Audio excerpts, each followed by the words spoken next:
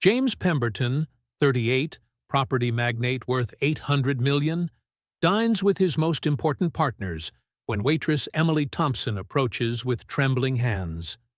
She's not just any waitress. She's the woman he abandoned 15 years ago after promising marriage, disappearing the day before their wedding. Now, Emily works here to support the daughter James never knew he had. When she whispers, "I've been waiting for you for years," in front of all his associates, James's response will collapse his world of lies and begin the most heart-wrenching and redemptive story in London.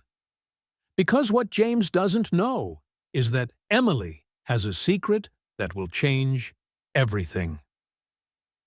London. Restaurant Gordon Ramsay, Chelsea. The evening of November 20th, 2024, the most exclusive establishment in London gleamed like a jewel set in the heart of the capital. James Pemberton occupied the central table, surrounded by a court of powerful men. Property magnates, influential politicians, men who moved millions with a simple handshake. At 38, James embodied success made flesh. Dark hair, perfectly styled, bespoke Savile Row suit that highlighted his athletic physique. A Patek Philippe worth £200,000 gleaming on his wrist.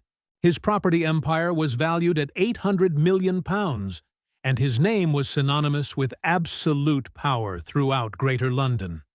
But behind those confident eyes lay an emptiness that not even all that gold could fill. His associates were discussing animatedly the new project in Canary Wharf, a deal that would net them another $50 million. James nodded mechanically, his mind elsewhere, when something caught his attention. A waitress was approaching their table with uncertain steps, her hands trembling imperceptibly as she held the silver tray. Time stopped. Emily Thompson. The woman he had loved passionately 15 years earlier, the one who should have been his wife, who should have shared that empire of success with him. Now she wore the restaurant's black uniform that fitted a still beautiful silhouette, but James immediately noticed the marks of time and exhaustion. The small lines around her green eyes, hands slightly calloused from hard work, a deep weariness that showed despite her professional smile. Emily approached the table with the forced grace of someone who had learned to hide their feelings behind a mask of service. For a moment, their gazes met, and in those green eyes James saw everything. Betrayed love, contained rage, disappointment transformed into strength. But also something else, something that made him tremble inside. The conversation at the table gradually died away. James's associates had noticed the exchange of glances, the palpable tension that had formed in the air. Emily remained standing beside the table for what seemed an eternity, then whispered the words that would change everything. "I've been waiting for you for years." The words fell like stones into the sudden silence. The associates all turned, intrigued by this unexpected exchange. James felt blood freeze in his veins. That phrase, spoken in front of his most important associates, before the people who decided his future in business, hit him like a slap across the face. Robert Sterling, his principal partner, cleared his throat with evident embarrassment. "James, everything all right? Do you know this young lady?" Emily stiffened at that word pronounced with barely concealed contempt. James saw the flash of anger in her eyes and knew something irreparable was about to happen.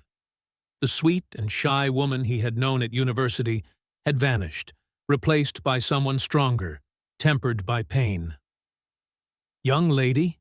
Emily repeated with bitterness. "I was supposed to be Mrs. Pemberton. I was supposed to be his wife on June 15th, 2009. The silence that followed was deafening. James felt his associates' gazes burning his skin. His reputation, built through years of calculated perfection, was crumbling in seconds. Emily continued, her voice becoming firmer with each word. Until he disappeared the night before the wedding, leaving me at the church with 200 guests and a wedding dress paid for with my mother's savings. The tension at the table had become unbearable. Other restaurant patrons had begun looking in their direction, drawn by the raised voices. James desperately tried to regain control of the situation, but Emily seemed determined to say everything she had kept inside for 15 years. Memories of that cursed night returned to torment him. His father, Charles Pemberton, who had summoned him to his study hours before the wedding. Photographs of Emily and her family scattered across the desk. The veiled but clear threats. If he married a working-class girl, he would lose everything. Not just the inheritance, but also Emily's safety and that of her loved ones. "Do you know what I had to face after you disappeared?" Emily continued, regardless of the stares from the entire restaurant. "I had to explain to everyone that the groom had vanished. I had to return the gifts one by one. I had to console my mother, who had gone into debt for that wedding." James watched her in silence, seeing for the first time the true weight of the pain he had caused. Emily was no longer the fragile girl he remembered. She had become a warrior, forged by the necessity of survival. And then, Emily paused, her eyes glistening with unshed tears, "I discovered I was pregnant." The final words fell like an atomic bomb. James paled. The champagne flute slipped from his hands, shattering against the marble floor. The sound echoed in the sepulchral silence that had formed. A daughter. He had a daughter. "A girl who's now 14 and called Sophie," Emily continued, her voice cracking slightly. "A girl who asks me every night why her father was never there, and I have to invent excuses to protect her from the truth." James's world collapsed definitively. 15 years of successes, business victories, public recognition crumbled in an instant. He had a 14-year-old daughter he had never known, who grew up believing she had been abandoned. His associates seemed petrified. Some patrons were even recording with their phones, turning his private drama into a spectacle to share on social media. But for the first time in years, James didn't care about his public image. "Why didn't you ever tell me?" he managed to articulate, his voice choked with emotion. Emily let out a bitter laugh, a sound that wounded James more than any scream. "How could I? You had disappeared. Nobody knew where you were. I tried searching for you for months, James. For months I hoped you'd return, that there would be an explanation. Instead, nothing. Absolute emptiness." The truth was even more painful than James had imagined. While he built himself a new life, Emily had struggled alone, raising a child who bore his surname without even knowing who the father was. "I was a coward," James whispered, the first honest words he had spoken in years. "Yes," Emily replied without hesitation. "You were." Emily turned to leave, but James stood up abruptly, knocking over his chair. "Wait. You need to know the truth. You need to know why I disappeared." She stopped but didn't turn around, her shoulders tense as violin strings. "What truth, James? The one you've hidden from me for 15 years?" James looked at his associates hanging on his every word, then made the most courageous decision of his life. "My father had threatened to kill you. You and your family." This time Emily turned, incredulous. The entire restaurant seemed to hold its breath. James breathed deeply, feeling the weight of 15 years of lies finally collapsing. "My father discovered I was going to marry a working-class girl. For him, it was unacceptable. He said if I married you, he would disinherit and ruin me. But above all, he threatened to harm you and your family." The words came out with difficulty. as if each syllable cost him physical pain. The night before the wedding, he showed me photographs of your house, of your mother leaving work, of you returning from university. He said if I didn't disappear before dawn, you would have an accident. Emily stared at him, shocked, anger slowly giving way to understanding. You were 23, James. You were a man. I was a terrified boy, James replied. I believed that by staying away I would protect you and your family. I didn't know you were pregnant. If I had known. He stopped, because the truth was he didn't know what he would have done. Your father died 5 years ago, Emily said with a hard voice. I read it in the papers. 5 years ago, James. Why didn't you ever come back? Why didn't you ever look for me? This time James had no excuses. He couldn't hide behind fear of a dead father. Because I was a coward. Because the more time passed, the more I convinced myself you would hate me. Because I had built myself a new life and didn't have the courage to face what I had destroyed. One of his associates, clearly uncomfortable, rose from the table. The story was becoming too personal, too uncomfortable for their business. But James didn't even notice. For the first time in 15 years, he was telling the truth. Emily studied him for a long moment, trying to recognize in the successful man before her the boy she had loved. Do you want to know what I did these 15 years while you built your empire? Do you want to know how I raised our daughter? James nodded silently, preparing for the worst. I worked as a waitress, shop assistant, babysitter, whatever was needed to get by. Sophie grew up without a father because I was too proud to ask anyone for help. Emily's voice cracked slightly. But you know what? She's become a wonderful girl. She studies at grammar school, always gets top marks, wants to be an architect. The irony wasn't lost on James. His daughter wanted to be an architect, exactly as he had always dreamed before being dragged into family business. And every time she asks about her father, Emily continued, I tell her he was a good man who was forced to leave. Because despite everything, despite the pain you caused me, I could never completely hate you. Enjoying the story? Give it a little like and don't forget to subscribe. Now then, let's carry on. Those words hit James like a punch to the stomach. For 15 years, he had imagined Emily hating him, telling his daughter what kind of monster the father was. Instead, she had protected his image, preserved Sophie's innocence. Why? James asked, his voice broken. Why did you protect me even from this? Because a child needs hope, not anger, Emily replied. And because. She hesitated, struggling with herself. Because I hoped that one day you'd return. The restaurant had become silent as a church. Waiters and patrons followed this conversation that seemed like a Shakespearean drama performed live. James looked around, seeing his perfect life crumble piece by piece.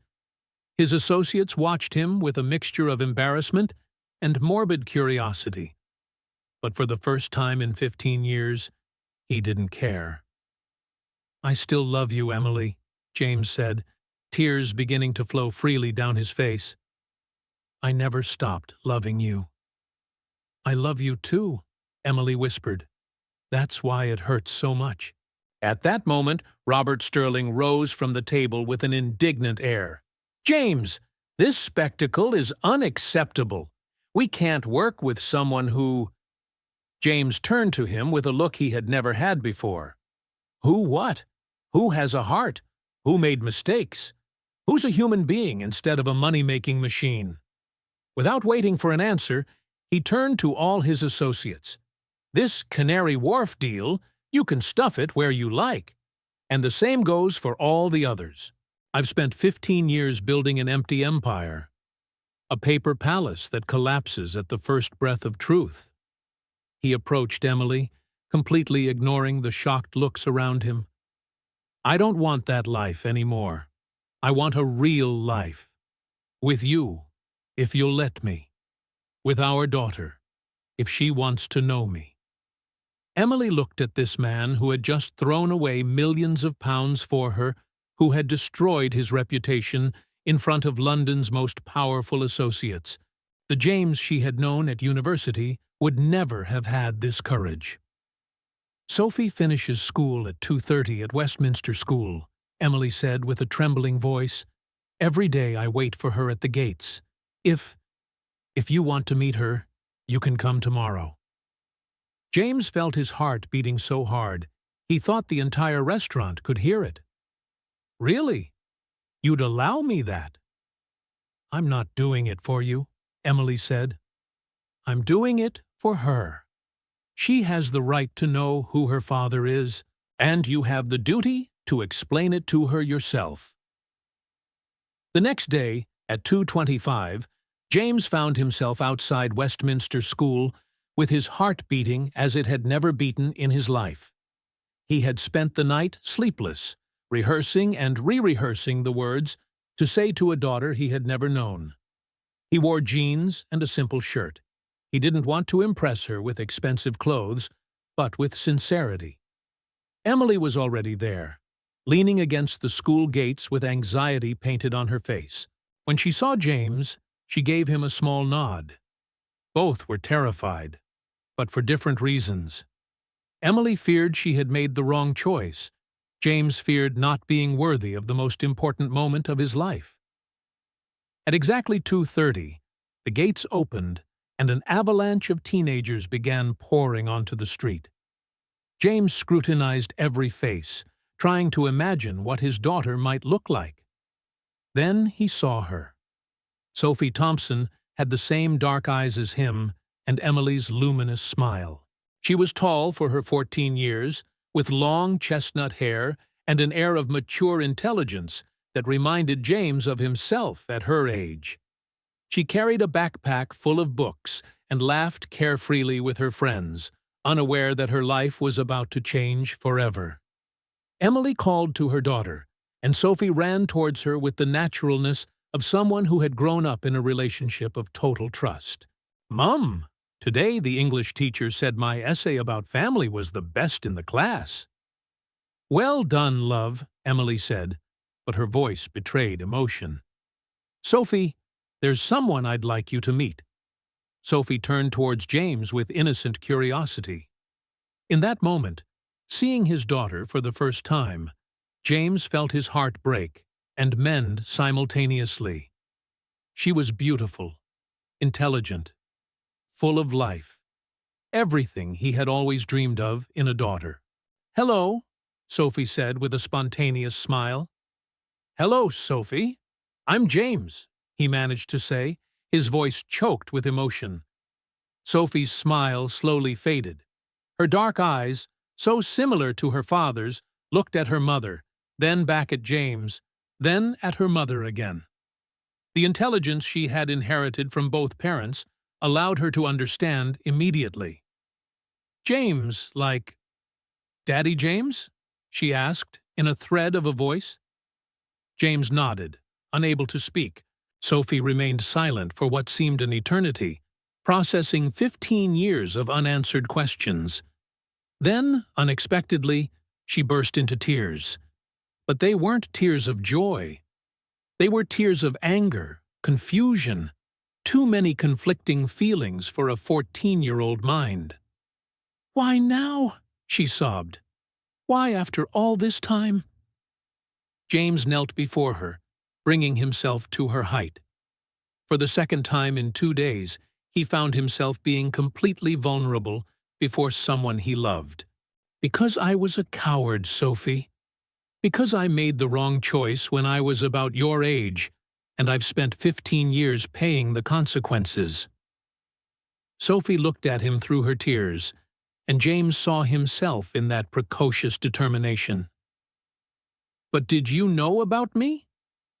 "No," James said with brutal honesty. "I found out last night.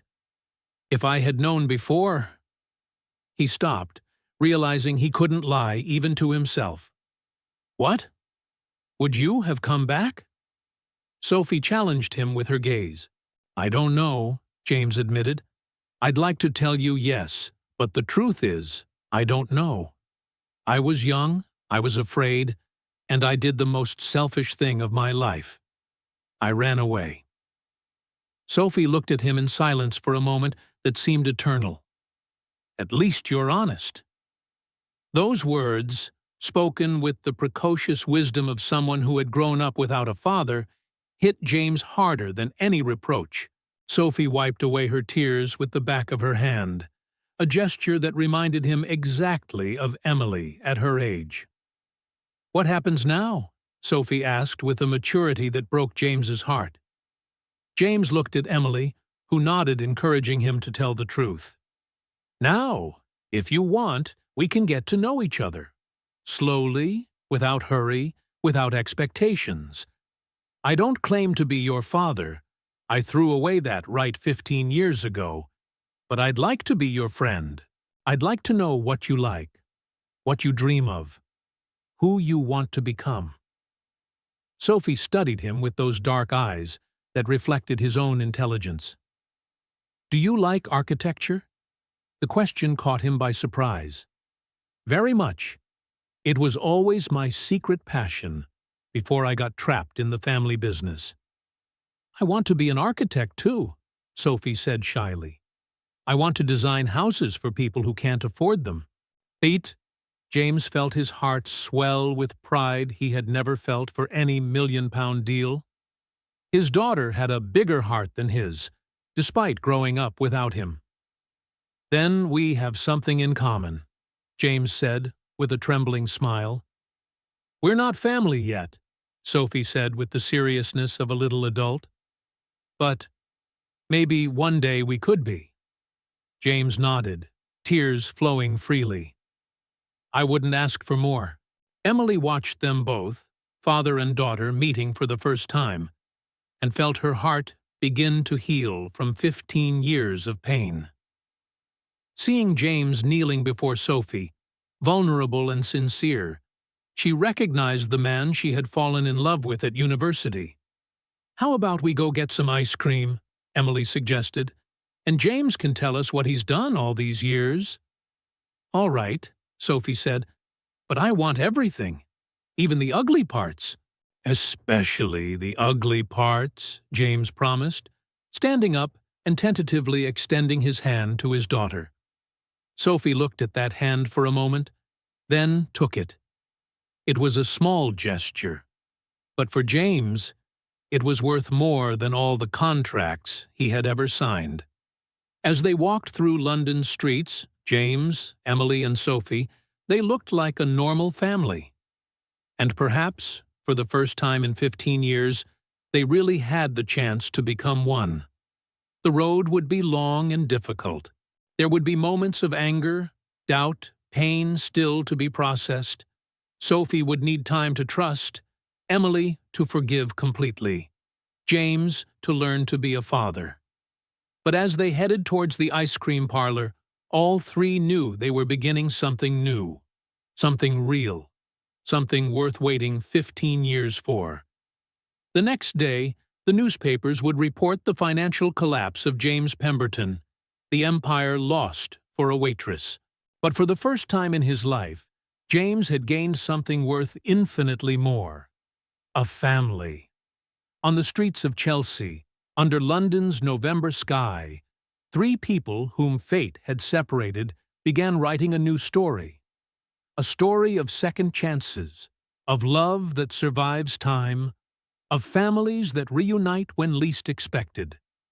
And as Sophie told her father about her dreams of building houses for the less fortunate, James knew he had finally found his true legacy, not in the glass and steel skyscrapers, but in the pure heart of a daughter who had learned to be strong without him, but who was now willing to give him a chance to be part of her life.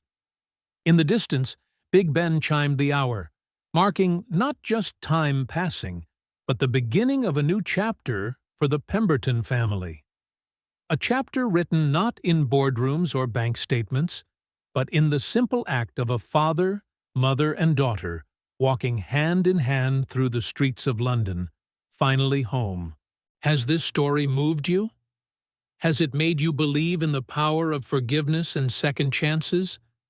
If you too believe that true love can overcome any obstacle, that it's never too late to make amends for past mistakes, and that a family can be born even from the deepest pain, like and share this video. Tell us in the comments, do you believe in second chances?